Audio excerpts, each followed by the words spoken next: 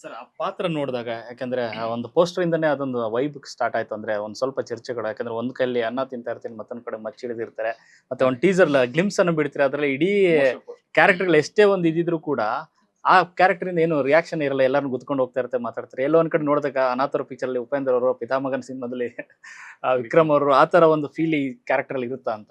Sir ಆಗ್ಲೇ ಹೇಳ್ದಂಗೆ ಈ ವ್ಯಕ್ತಿದ್ ಹೇಗೆ ಅಂತಂದ್ರೆ ಹ್ಯಾಂಗ್ ಮ್ಯಾನ್ ಜೈಲಲ್ಲೇ ಬೆಳೆದಿರೋದ್ರಿಂದ ಎಮೋಷನ್ಸ್ ಇರಲ್ಲ. ಎಮೋಷನ್ಸ್ ಇಲ್ದಲ್ಲೇ ಇರೋರು ಹಾಗೆ ಇರ್ತಾರೆ. ಈ ತರ ಎಲ್ಲೋ ಕೋಟಿಗೊಬ್ರು ಆ ಥರದ್ದು ನೀವು ನೋಡ್ತಾ ಇರ್ತಾರ, ಎಮೋಷನ್ಸ್ ಇರಲ್ಲ. ಅಂತ ವ್ಯಕ್ತಿಗಳು ಮನಸ್ಥಿತಿ ಹೇಗಿರುತ್ತೆ, ಅದನ್ನ ಹೆಂಗೆ ಏನೇನೆಲ್ಲ ಆ ಮನಸ್ಥಿತಿ ಇಟ್ಕೊಂಡು ಕತೆ ಇದು ಮಾಡ್ಬೋದು ಅಂತ ಅಂದ್ಬಿಟ್ಟು ಮಾಡಿರೋಂಥ ಕತೆ ಇದೆ ಆ್ಯಕ್ಚುಲಿ. ಬಟ್ ನಿಮ್ಗೆ ಎಲ್ಲೂ ಕೂಡ ಬೇರೆ ಸಿನಿಮಾಗಳ ಥರ ಅನ್ಸಲ್ಲ. ನೀವು ಹೇಳ್ದಂಗೆ ಇವಾಗ ಪಿತಾಮಗನ್ ಆಗಿರ್ಬೋದು, ಅನಾಥರು ಫೀಲ್ ಅಂತೂ ಈ ಸಿನಿಮಾ ನೋಡಿದ್ಮೇಲೆ ನಿಮ್ಗೆ ಚಾನ್ಸೇ ಇಲ್ಲ, ಅನ್ಸಲ್ಲ. ಅದಕ್ಕೂ ಚೆನ್ನಾಗಿರುತ್ತೆ. ಸರ್ ಈ ಒಂದು ವಿಚಾರಕ್ಕೆ ಅಂದ್ರೆ ಪೀರಿಯಡಿಕ್ ಸಿನಿಮಾ ಮಾಡೋದು ಒಂದು ಬಹಳ ಕಷ್ಟದ ವಿಚಾರ ಅದು ಆಕ್ಚುಲ್ ಆಗಿ ಇವತ್ತನೇ ಇದಕ್ಕೆ. ಯಾಕಂದ್ರೆ ಇಷ್ಟೊಂದು ಸ್ಟಾರ್ ಕಾಸ್ಟ್ ಎಲ್ಲ ಇಟ್ಕೊಂಡು ನೀವು ನಮಗೆ ಬೇಕಾದಂತ ಜಾಗವನ್ನು ಸೃಷ್ಟಿ ಮಾಡ್ಕೊಂಡು ಈ ಟ್ರೈನ್ ಎಪಿಸೋಡ್ ಒಂದಷ್ಟು ಗ್ಲಿಮ್ಸಸ್ ಅನ್ನ ನಾನು ನೋಡಿದೆ. ತುಂಬಾ ಚೆನ್ನಾಗಿ ಮಾಡಿದ್ರೆ ಆಕ್ಚುಲಿ. ಎಷ್ಟು ದಿನಗಳ ಒಂದು ರಿಸರ್ಚ್ ಬೇಕಾಗಿತ್ತು ಈ ಕತೆಗೆ?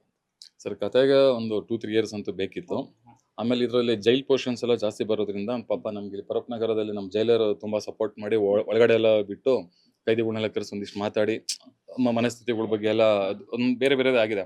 ಮತ್ತೆ ಇಲ್ಲಿ ನಮ್ಮ ಅಚ್ಚುತಣ ಬಂದು ಲೋಕೋ ಪೈಲಟ್ ಅಂದ್ರೆ ಟ್ರೈನ್ ಡ್ರೈವರ್. ಅದು ಕೂಡ ನಾವು ಹೋಗಿ ಸ್ವಲ್ಪ ಟ್ರೈನ್ ಯಾವ ತರ ಇದು ಅದ್ರದ್ದೆಲ್ಲ ರೂಲ್ಸ್ ಅಂಡ್ ರೆಗ್ಯುಲೇಷನ್ಸ್ ಈ ತರದೆಲ್ಲ ಇದೆಲ್ಲ ಅದನ್ನು ಸ್ವಲ್ಪ ಎಲ್ಲ ಇನ್ಫಾರ್ಮೇಶನ್ ತಗೊಂಡು ಮಾಡಿದ್ದು ಸಿನಿಮಾ. ಜೊತೆಗೆ ಇದು ಸೆಟ್ ಹಾಕಿದ್ರೆ ನಾವಿಲ್ಲಿ ಜಾಸ್ತಿ ಕಾಸ್ಟ್ ಆಗುತ್ತೆ ಅಂತ ರಾಮೋಜಿ ಫಿಲ್ಮ್ ಸಿಟಿಗೆ ಹೋದ್ವಿ. ಅಲ್ಲೇನು ಕಮ್ಮಿ ಇಲ್ಲ, ಅಲ್ಲೂ ಸರಿಯಾಗಿ ಬಡ್ಜೆಟ್ ಆಗಿದೆ. ಅದ್ರ ಜೊತೆ ನಮ್ಗೆ ಇಲ್ಲಿ 3D ಪೋರ್ಷನ್ಸ್ ಇಡೀ ಸಿನಿಮಾದಲ್ಲಿ ನಮ್ಗೆ ಹತ್ತತ್ರ 40 ನಿಮಿಷ ಸಿಜಿನೇ ಇದೆ. ಅದರಲ್ಲಿ 3D ಜಾಸ್ತಿ ಇದೆ. ಸೊ 3D ಗ್ರಾಫಿಕ್ಸ್ ಅಂತಿದಂಗೆ ಸ್ವಲ್ಪ ಬಡ್ಜೆಟ್ ಜಾಸ್ತಿನೇ ಇರುತ್ತೆ. ಸೊ ನೀವೇ ಒಂದು ಇದಾಗ್ಬೋದು ಇಷ್ಟಾಗಿರೋದು ಬಡ್ಜೆಟ್ಸ್ ಅಂತ ಅಂದ್ಬಿಟ್ಟು. ಸೊ ನಾವೆಲ್ಲೂ ಕೂಡ ಇದು ಸಿನಿಮಾ ನೋಡಿದ್ಮೇಲೆ ಇದು CG ಅಂತ ಅನ್ಬಾರ್ದು, ಆ ತರ ನಾವು ಮಾಡಿದೀವಿ ಕೆಲಸ. ಅದೊಂದು ತುಂಬಾ ಖುಷಿ ನಮ್ಗೆ. ಸಂಗಮೇಶ್ ಅಂತ ಅಂದ್ಬಿಟ್ಟು ತುಂಬಾ ಚೆನ್ನಾಗಿ ಮಾಡಿದ 3D ಕೆಲಸ. ಸರ್ ಪರಪ್ಪನ ಅಗ್ರಹಾರ ಅಂತ ಹೇಳಿದ್ರೆ ರಿಯಲಿಸ್ಟಿಕ್ ಆಗಿ ಅದೇ ಜಾಗದಲ್ಲಿ ಹೋಗಿ ಶೂಟ್ ಮಾಡಿದ ಅಂದ್ರೆ ಹ್ಯಾಂಗ್ ಮನ್ ಅಂದ್ರೆ ಅದೇ ಹ್ಯಾಂಗ್ ಮಾಡುವಂತ ಜಾಗ ಆಗ್ಲಿ ಅಥವಾ ಸುತ್ತಮುತ್ತ ಸ್ಥಳಗಳಲ್ಲಿ ಅಲ್ಲೇ ಶೂಟ್ ಮಾಡಿರುವಂತದ? ಇಲ್ಲ ಸರ್, ಆಕ್ಚುಲಿ ಜೈಲ್ ಪೋರ್ಷನ್ಸ್ ಎಲ್ಲ ಶಿವಮೊಗ್ಗದಲ್ಲಿ ಶೂಟ್ ಮಾಡಿದ್ದು. ಈ ಟ್ರೈನ್ ಪೋರ್ಷನ್ಸ್ ಎಲ್ಲ ರಾಮೋಜಿ ಫಿಲ್ಮ್ ಸಿಟಿಯಲ್ಲಿ ಶೂಟ್ ಮಾಡಿದ್ದು.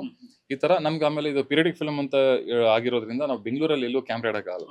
ಸೊ ಹಾಗಾಗಿ ನಾವು ಕನಕಪುರ, ಚನ್ನಪಟ್ಟಣ ಈ ತರ ಬೇರೆ ಬೇರೆ ಊರುಗಳಿಗೆ ಹೋಗ್ಬಿಟ್ಟು ಅಲ್ಲಿ ಮಾಡಿದ್ವಿ. ಒಂಥರ ಸ್ವಲ್ಪ ರಿಮೋಟ್ ಏರಿಯಾಗಳಿಗೆ ಹೋಗಿ ಅಲ್ಲಿಂದ ಲೊಕೇಶನ್ಸ್ ಹೋಗಿ ಆ ತರ ಶೂಟ್ ಮಾಡ್ಕೊಂಡು ನಾವು ಬಂದಿದ್ದು. ಯಾಕಂದ್ರೆ ಅಲ್ಲಿಂದ ಏನೇನು ಯೂಸ್ ಮಾಡೋ ಕಾರ್ಗಳಾಗ್ಲಿ ಬಟ್ಟೆಗಳಾಗ್ಲಿ ಎಲ್ಲನೂ ನಾವು ಆ ತರದೇ ಕ್ರಿಯೇಟ್ ಮಾಡ್ಬಿಟ್ಟೆ ಮಾಡ್ಬೇಕು. ಯಾವುದೇ ರೀತಿ ನಾವು ಈಗಿನ ಟ್ರೆಂಡ್ ಇದು ಯಾವುದೋ ಮಾಡೋಕ್ಕಾಗಲ್ಲ.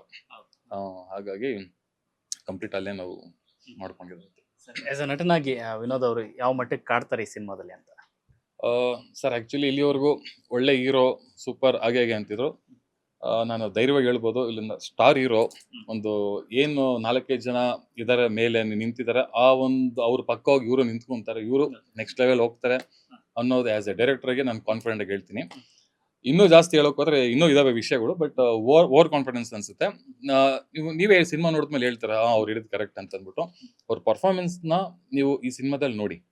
ಈ ಸಿನಿಮಾದಲ್ಲಿ ನೋಡ್ಬಿಟ್ಟು ಆಕ್ಚುಲಿ ಸಿನಿಮಾಯಿಂದ ಆಚೆ ಬಂದ್ಬಿಟ್ಟು ಆಕ್ಚುಲಿ ಇದುವರೆಗೂ ಅವ್ರಿಗೆ ಮಾಸ್ ಆಡಿಯನ್ಸು ಅವ್ರ ಫ್ಯಾನ್ಸ್ ಇದ್ದಾರೆ, ಅವರು ಎಲ್ಲ ಈ ಸಿನಿಮಾಯಿಂದ ಮೇ ಬಿ ಲೇಡಿ ಫ್ಯಾನ್ಸ್ ಜಾಸ್ತಿ ಆಗ್ತಾರೆ, ಅದಂತೂ ಶೂರ್. ಲೇಡಿ ಫ್ಯಾನ್ಸ್ ಜಾಸ್ತಿ ಆಗ್ತಾರೆ. ಅವರು ಶೇಡ್ ಇನ್ನೊಂದು ನೋಡ್ತೀರಾ ಇದ್ರಲ್ಲಿ, ಅವ್ರ ಶೇಡ್ ಯಾರು ಹಿಡ್ದಿಲ್ಲ ಪಲ್ಸ್. ನನ್ಗೆ ಅದೊಂದು ಪ್ರೌಡ್ ಇದೆ. ನಾನು ಇಂಥ ಕತೆ ಇಂಥ ಸೀಕ್ವೆನ್ಸ್ಗಳನ್ನ ಅವ್ರಿಗೆ ಕೊಟ್ಟು ನಾನು ಮಾಡಿಸಿರೋದಕ್ಕೆ ನನಗೊಂದು ವೆರಿ ಪ್ರೌಡ್ ಫೀಲ್ ಇದೆ. ಅವ್ರ ಕಡೆಯಿಂದನೂ ಸಖತ್ ಇನ್ಪುಟ್ಸ್ ಕೊಟ್ಟು ಪಾಪ ಎಲ್ಲ ಚೆನ್ನಾಗಿ ಕೋಆಪರೇಟ್ ಮಾಡಿದ್ದಾರೆ. ಯಾವುದೇ ರೀತಿ ಇಲ್ಲಿ ಆಮೇಲೆ ಶೂಟಿಂಗಲ್ಲೂ ಅಷ್ಟೇ. ನಮ್ದು ಶೂಟಿಂಗ್ ನಡೆಯುವಾಗ ಯಾರೇ ಏನೋ ಕಾಮಿಡಿ ಮಾಡೋಗ್ಲು ನಗ್ತಿರ್ಲಿಲ್ಲ ಅವರು. ತುಂಬಾ ಸೀರಿಯಸ್, ನಕ್ಬಿಟ್ರೆ ಈಗ ಎಕ್ಸ್ಪ್ರೆಷನ್ಸ್ ಇದಾಗ್ಬಿಡುತ್ತೆ, ಮುಖ ಎಲ್ಲ ಹೋಗುತ್ತೆ ಅಂತ ಅಂದ್ಬಿಟ್ಟು ಸೈಲೆಂಟ್ ಆಗಿ ಇರ್ತಿದ್ರು. ಅದು ಒಂದು ರೀತಿ ತ್ಯಾಗಗಳೇ. ಆಮೇಲೆ ಈ ಸಿನಿಮಾಗೋಸ್ಕರ ಅವರು ಮಾದೇವ ಅಂತ ನಾವು ಯಾವಾಗ ಟೈಟ್ ಇಟ್ಬಿಟ್ಟು ನಾವು ಸಿನಿಮಾ ಮಾಡಕ್ ಹೋದ್ವಿ, ಅವತ್ತಿಂದ ಸೋಮವಾರದೊತ್ತು ನಾನ್ ವೆಜ್ ಬಿಟ್ಬಿಟ್ರು. ಇವೆಲ್ಲ ಸಿಲ್ಲಿ ಅನ್ಸುತ್ತೆ, ಬಟ್ ಒಂದ್ ರೀತಿ ಸಣ್ಣ ಪುಟ್ಟ ತ್ಯಾಗಗಳೇ. ಬಟ್ ಏನು ಅಂತಂದ್ರೆ ಅದು ಇಷ್ಟಪಡೋದ್ರಿಂದನೇ ಇವೆಲ್ಲ ಬರೋದು.